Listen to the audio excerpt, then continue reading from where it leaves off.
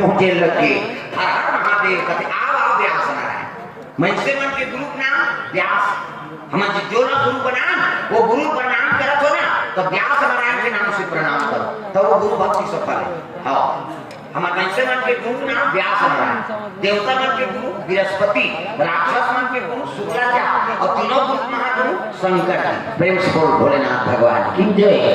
शिव जी चरण में गिर के हर हर महादेव कहते आव आव व्यास नारायण कैसे आ रहा बताओ नहीं वो त्रिशूल के भेद दे त्रिशूल दर्द नहीं है न लड़का प्रसव आग में। प्रेम से बोल दुर्गा मैया की जय।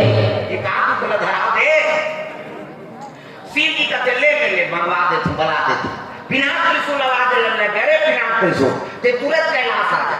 वो तो 11 साल 11 महीना ड्यूटी दे थक गए था इसे वापस आ गया सब कथे वो बिना त्रिशूल कथे कहां बढ़ा लेगा बिना मर्डर करनी आ रहे होगा जैसे शिव जी कथे साधु करोकारी खवावे है बड़े बड़े 250 टन हथियार के ऊपर मारे नहीं सके अमर हुए थे मारे सके तो काबर भेजे रे महाराज कहते मिट्टू दान में दुनिया को उद्धार नहीं कर सकते ये मिट्टू बात में कौन मानी तो मानव का धारण करवावा वो कर गर्भ हम भेज दे हम। प्रेम से बोल दुर्गा मैया की जय।